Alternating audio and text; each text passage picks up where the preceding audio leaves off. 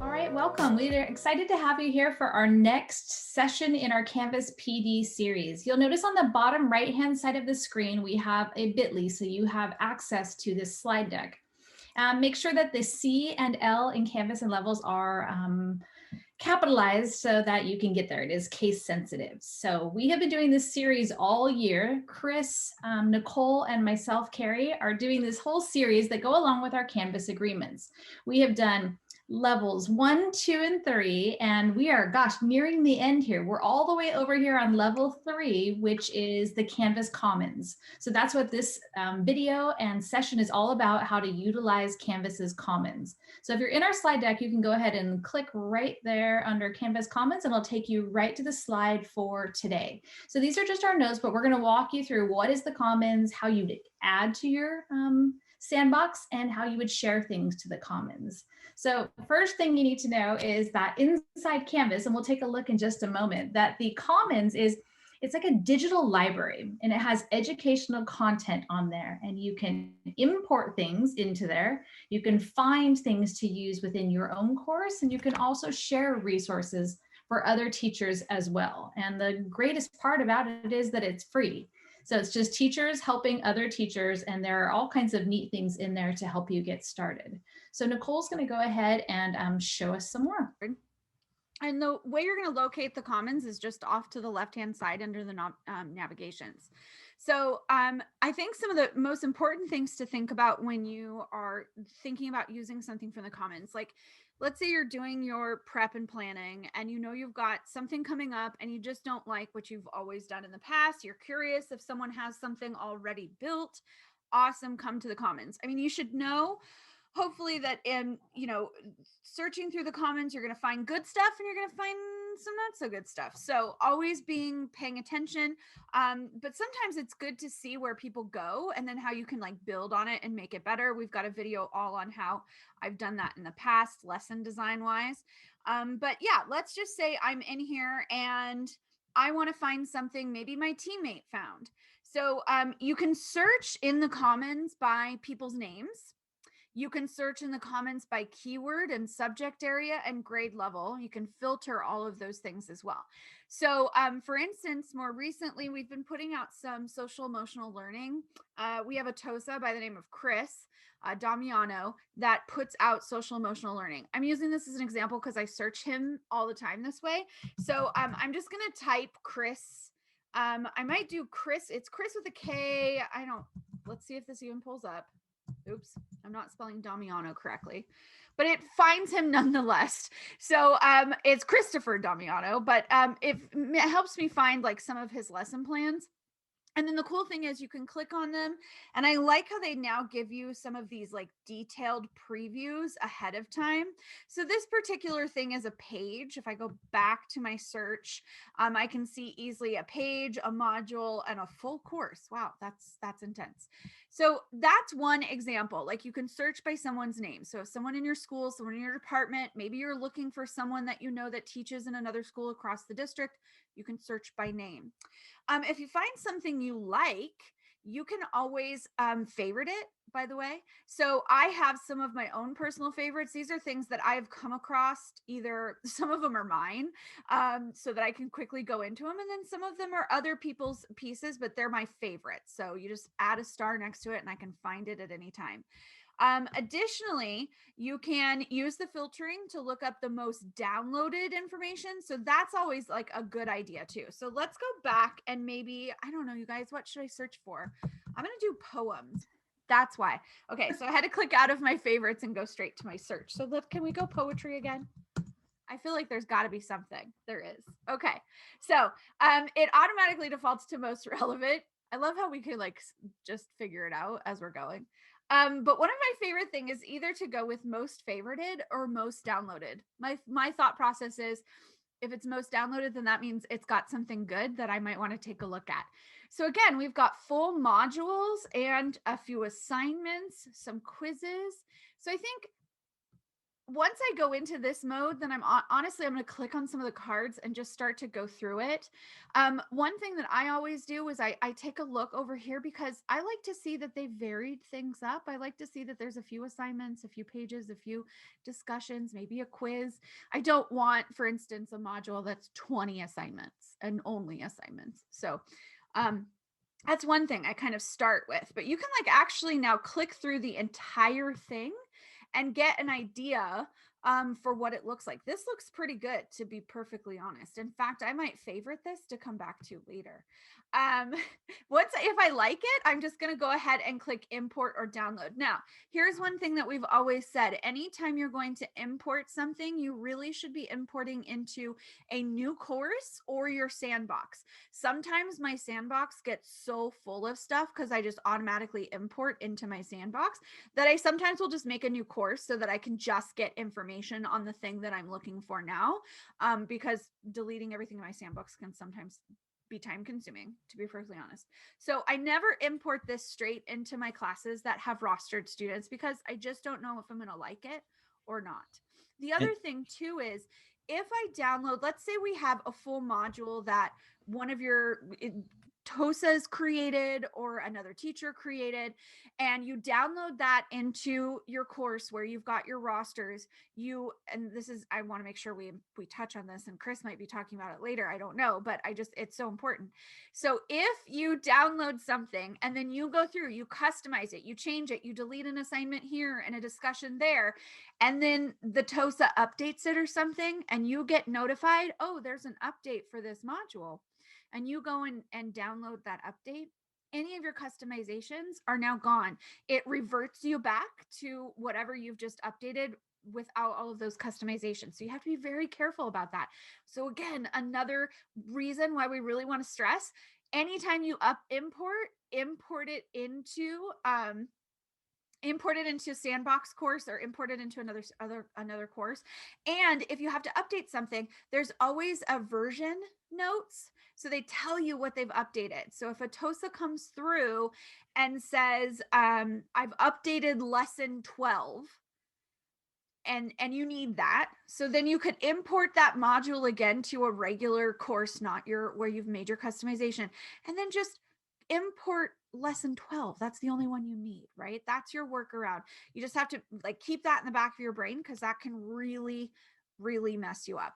So anyways, you've got access to the commons. You can search again, keyword, you can filter by types, you can filter by grade level. So let's say, I mean, I don't know, maybe you're looking for vocabulary words on a specific science unit. You can filter it down here to find exactly what you might need. And those can really help. And I think, again, the preview option is also extremely helpful. What else am I missing, friends? Does that sound okay?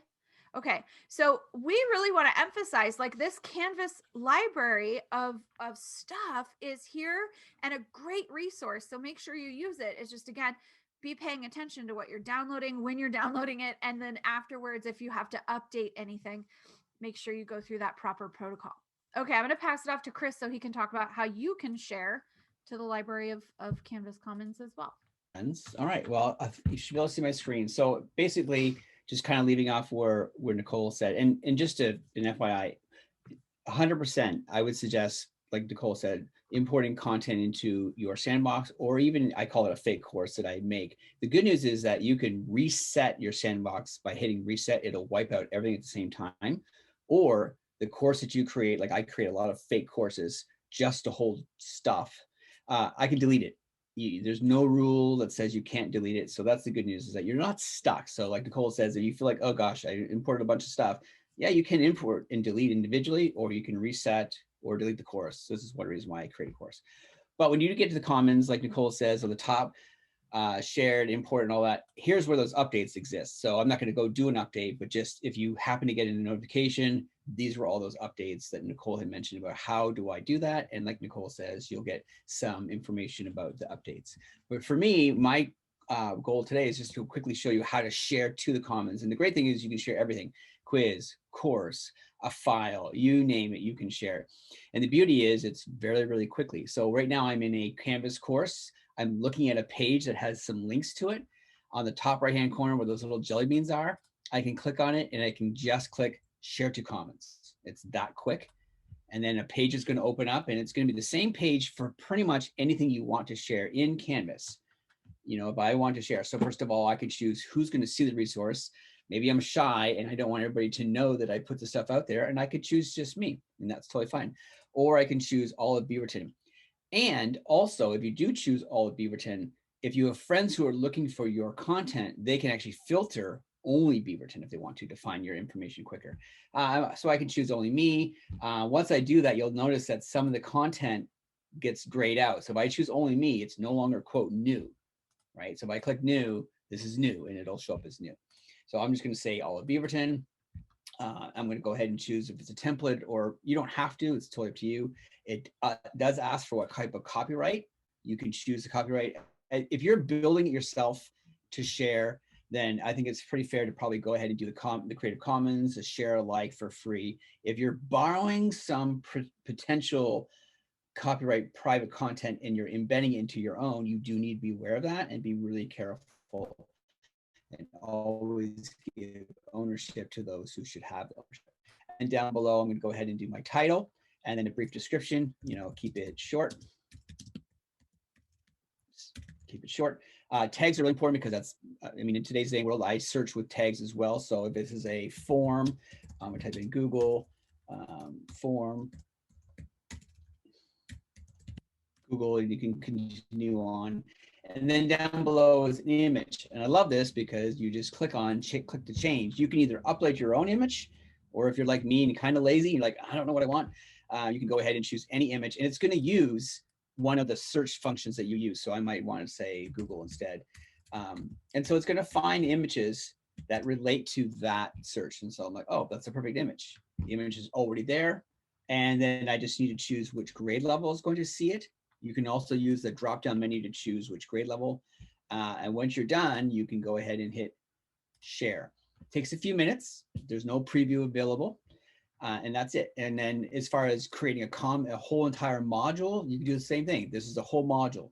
Jelly beans, the little 3 dots, share to commons. It's the same process. If I want to do a quiz, the same thing. Click on the quiz, the 3 dots, share to comments. So it's really the same exact workflow as far as how you go ahead and export to the comments. And then if you're like, oh my gosh, I made a mistake, or I need to do something about what I shared, go back to your comments page and you'll notice where it says shared. This is the stuff that you shared. You can click on anything you want and you can go ahead and hit edit. So you can always edit, change, modify. And then also, not only can you do that, but you can also click the little trash can and delete something if you don't need it. Can I ask you a question? Yeah, no, Chris? go ahead. Yeah. Do we have any thoughts or opinions about sharing like whole courses as opposed to just like a module? I think it's a good question. And I think like earlier when you were speaking about like looking for things, for me personally, it comes down to my outcome. If it's a course, because it's supposed to be an all-inclusive course, I think it's fair to share a course. But I like the idea that if you're going to share it by module, then teachers can have a chance to import that module and then go ahead and pick and choose. If it's a course, it's a lot to choose from. So right. Depending on how your audience is going to interact, if the intention is don't pick my course apart, use it as I designed it, a course. If it's choose and pick what you want, I think go by module probably. Yeah, I would what do you think? Agree. I kind of agree. I think for the most part, the average teacher is going to be sharing individual assignments or discussions or quizzes or modules, and very rarely would we share a whole course. Now, when you share a discussion or you share a module or something and you have a rubric or an outcome attached to that, does it come with it in the comments? You can, if you create an assignment and you want to, and you have the assignment has an attached rubric to it, you can go ahead and it just automatically comes right to the comments. Yeah. Yeah. The tricky part about outcomes and rubrics is sometimes do they duplicate the outcomes? You have to just be aware that the potential that it's going to duplicate your outcome. Yeah. So. Okay.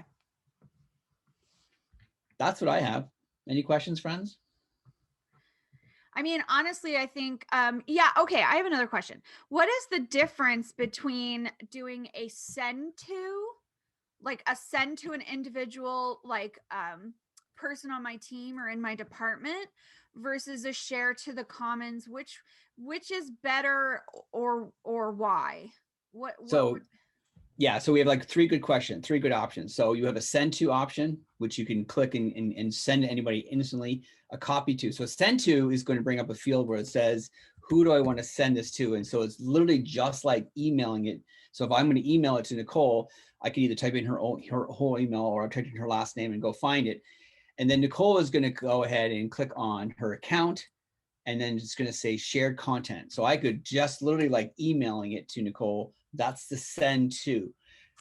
Now, I have had folks come to me and say, Chris, when I've sent content, it's missing something. So there has been a few times where there's been missing pictures or images. So just be aware of that. Now, if you're going to choose to do the copy to literally just says, take this assignment, this quiz, this module, and copy it to another course. And that's the beauty of it. So if I'm a classroom teacher and I'm just moving it from my own course to another course, I'm going to copy to.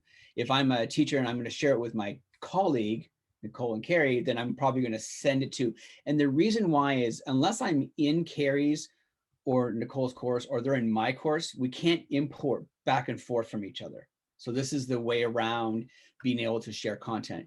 Carrie and I, Nicole, might actually have one course that we call our planning course, and that would be great. We could import and share content in that. But if we didn't want to do that, we could just simply send to, like, hey, Carrie, here's my lesson for the day. Carrie would send me hers. okay. And then, like we mentioned, you also have the share the comments. So you have three really good ways of sharing your stuff. Okay. And I guess I just wanted to bring that up because I know that Yeah. I have personally had the same kind of issues when I do the send to, is that There's been a sometimes few people who've images mentioned that. and things don't come through. And so sometimes I think sharing to the commons and importing from the commons seems to be a more foolproof way. And I don't know if that's because it's related to like the size of the content. Like, you know, when we import images, like you and I, we like the big images. I don't know necessarily if it's the images and all the stuff together to make this file too big. I don't know. And Canvas has not really shared with me what is exactly going on. But there's been examples of teachers saying, hey, it's missing some pictures. I definitely just feel like this is just a great way to add to your just tool of resources and digital content, because if someone else has made it and can send it to you, and that's why I love hearing, you know, some of our teams will, especially some of our 4th and 5th grade teams will say, well, okay, I'll do the math content if you do the reading and writing content, and then they're sharing back and forth within like maybe a shared course or whatever. But like, you know, divvying out the content like that can be really, really helpful. So yeah, and I feel like I don't necessarily say to somebody one is better than the other, but I think if I was working with a team, having one planning course that we might build together would be a safe route, because then we could easily import and export without really a loss of any of the content. And there's no students in it, so you don't have to worry about anybody looking at your stuff. It's just simply a building place. So. And I believe our next session is on how to do that with your team, awesome. How to have a grade level sandbox. So you can see that episode as well. perfect. Beautiful.